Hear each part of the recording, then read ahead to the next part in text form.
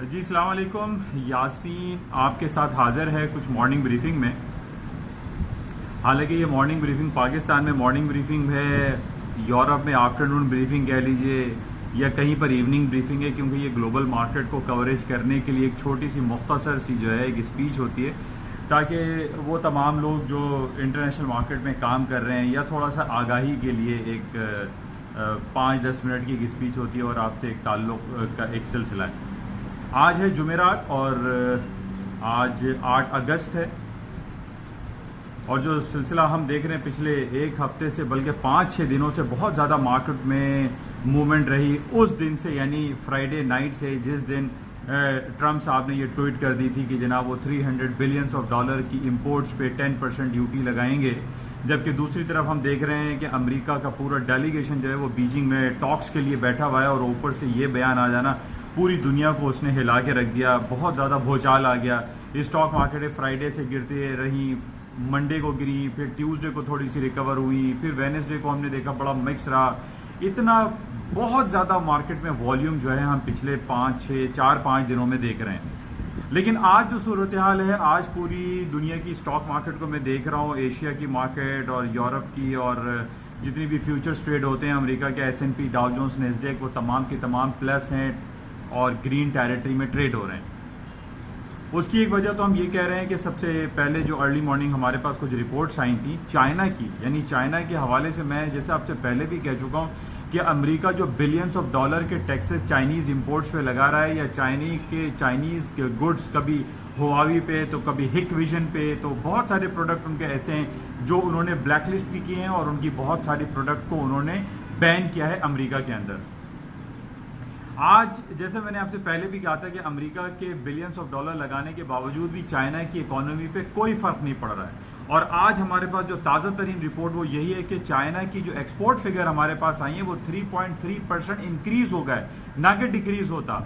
उसकी इंपोर्ट जो है वो डिक्रीज हुई है। ये ओवरऑल चाइनीज इकोनॉमी के लिए वो बहुत अच्छी बात है, और चाइना की इकोनॉमी ग्रो कर रही है। जबकि हम कंपैरेटिवली अगर हम चेक करते हैं चाइना और यूएस की इकोनॉमी को, अमेरिका की जो कुछ फिगर्स आती हैं वो थोड़ी डाउन हो जाती हैं, लेकिन वो भी ओवरऑल प्लस है, कोई नेगेटिविटी कहीं भी मौजूद नहीं है।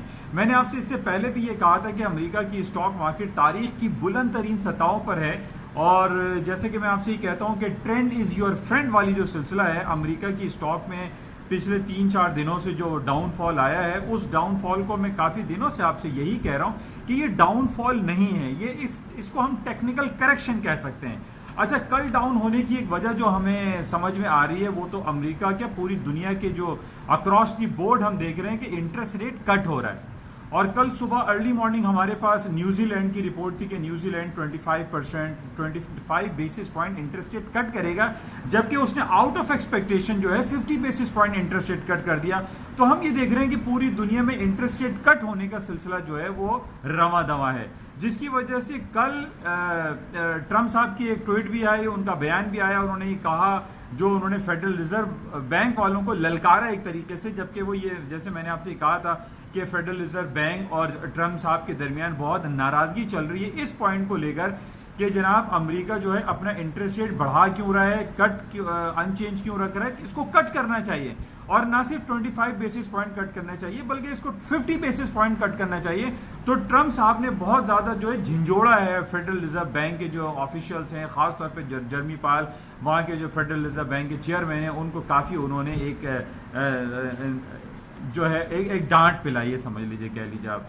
तो अच्छा, अब कल जब न्यूजीलैंड का इंटरेस्ट रेट डाउन हुआ, हालांकि पिछले 1.5-2 महीने पहले भी न्यूजीलैंड ने इंटरेस्ट रेट कट किया था, इसका नेगेटिव इंपैक्ट हम क्या देख रहे थे कि इंटरनेशनल जितनी भी बॉन्ड मार्केट है, उस बॉन्ड मार्केट में कल अमेरिका की जो सिर्फ बॉन्ड मार्केट थी, यानी 10 ईयर्स, 2 ईयर्स, 30 ईयर्स जो बॉन्ड मार्केट थी, वो 4 से 5% माइनस थी, डाउन थी, गिरी हुई थी। अब आप ये सोचिए कि हमारे पास एक बहुत बड़ा इंडिकेटर होती है अमेरिका की, किसी भी इकोनॉमी को जज करने के लिए, उसकी बॉन्ड मार्केट।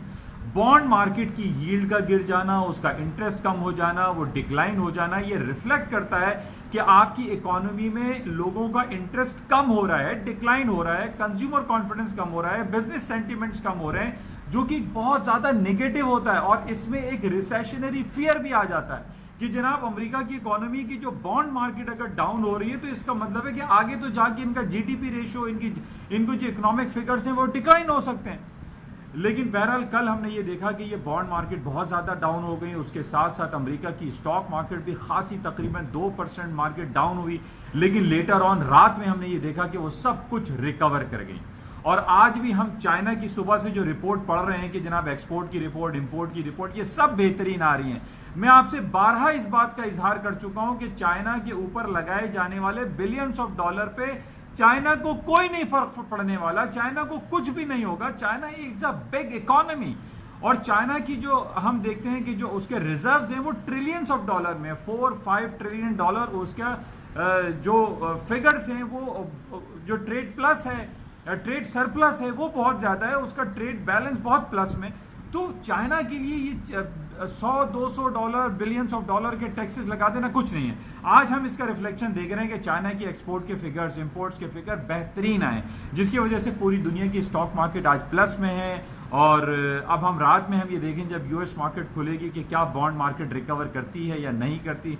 लेकिन जाहिर है जिस तरीके से आज स्टॉक मार्केट है प्लस में है, ग्रीन टेरिटरी में ट्रेड हो रही है, क्योंकि 4-5 दिनों से जो भूचाल जैसी कैफियत पूरी दुनिया की स्टॉक मार्केट में चल रही है, आज कुछ तूफान थमता हुआ दिखाई दे रहा है और मार्केटें दोबारा से ऊपर की जानिब गामजन हैं।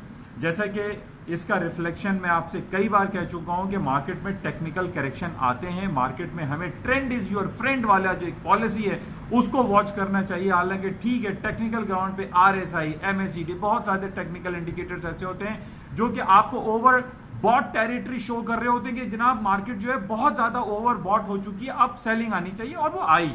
आपने देखा सेल हो गई, मार्केट डाउन हुई, लेकिन आज स्टॉक मार्केट फिर प्लस है। बहरहाल आज हम सुबह शाम में देखेंगे, शाम में कुछ आज रात को 10 बजे 30 ईयर्स यूएस ट्रेजरी बॉन्ड की रिपोर्ट भी है, वो भी इंपॉर्टेंट है क्योंकि कल ट्रेजरी बॉन्ड इतनी मार्केट डिक्लाइन हुई थी, तो उस हवाले से आज बहुत इंपॉर्टेंट है। आज इनका जॉबलेस क्लेम है जो कि वीकली आता है, उसकी ज़्यादा इंपॉर्टेंस नहीं होती क्योंकि ये छोटे स्केल पर है, वीकली चार्ट है, तो इसको हम बहरहाल इसको देखेंगे कि क्या रिफ्लेक्शन आता है। इसके अलावा कल 2 कमोडिटी आइटम, यानी एक तो एनर्जी सेक्टर में क्रूड ऑयल की प्राइसेस, मैंने आपसे कहा था कि इसका टेक्निकल ग्राउंड 50 का है, यानी $50 तक है। कल 50-40 का मार्केट ने लो किया और आज सुबह ही सुबह $2 मार्केट प्लस है। आज क्रूड ऑयल की प्राइसेस 52.50 पे 52.83 पे मार्केट इस वक्त ट्रेड हो रही है, यानी मार्केट ऊपर जा रही है। अब मार्केट कल डाउन क्यों हुई थी, एनर्जी सेक्टर डाउन क्यों हुए, बॉन्ड मार्केट नीचे, स्टॉक मार्केट नीचे, और इनकी जो इन्वेंट्री रिपोर्ट है वो माइनर प्लस में आ गई।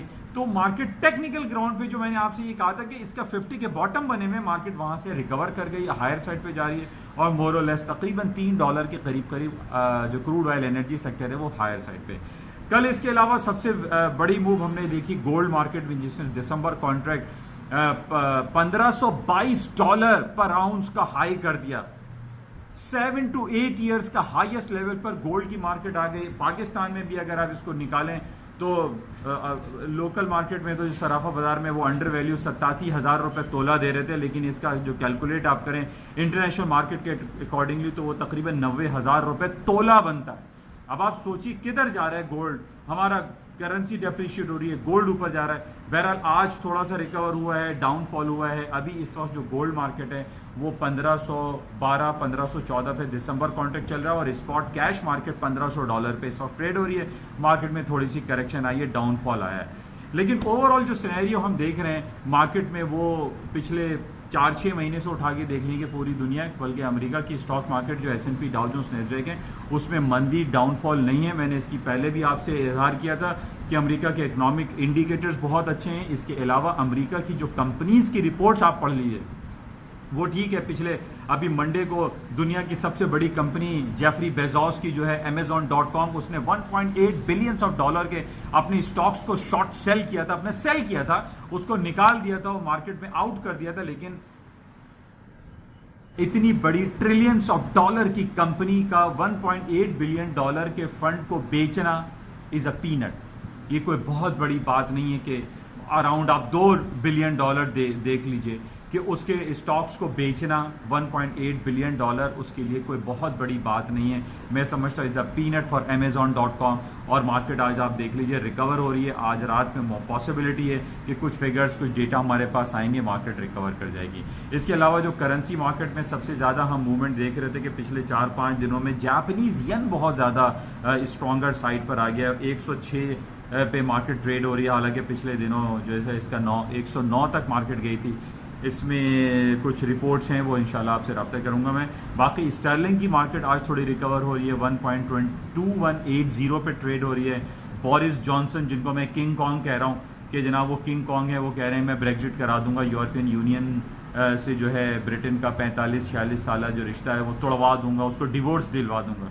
तो बहरहाल कहाँ तक देखते हैं। हालांकि मैंने आपसे कहा था कि ब्रिटिश पाउंड की जो है आपकी जो यूके की इकॉनमी है, वो यूके जो कंट्री है जो डायनेस्टी है वो 4 कंट्रीज़ हैं, England, northern Ireland, Wales and Scotland मिलकर जो है वो यूके बनता है। और इन चारों में से कोई भी राज़ी नहीं है कि वो यूरोपियन यूनियन से अलहदगी इख्तियार करें। बहरहाल इसको हम देखेंगे। इसका टेक्निकल मैंने लेवल आपको 24-40 का दिया था स्टर्लिंग का कि अनटिल एंड अनलेस 24-40 के ऊपर मार्केट नहीं जाती, it means the market will not go up, otherwise you will have to take selling chance.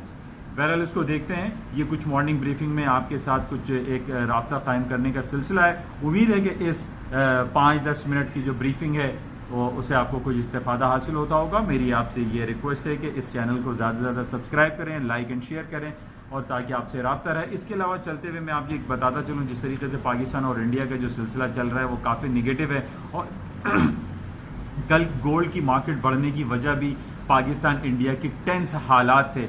आज भी ये खबर है, नहीं कल शाम को खबर आ गई थी कि जनाब पाकिस्तान ने इंडिया के जो इन्वॉय हैं उनको बेदखल होने का ऑर्डर दे दिया, उनको कहा है कि यहाँ से निकल जाएं और जो हालात हैं वो बड़े संगीन हैं। बहरहाल हमारी दुआ है कि पाकिस्तान इंडिया के हालात साजगार रहें, क्योंकि जंग किसी मसले का हल नहीं है। इंशाल्लाह आपसे रब्ता रहेगा। Thank you.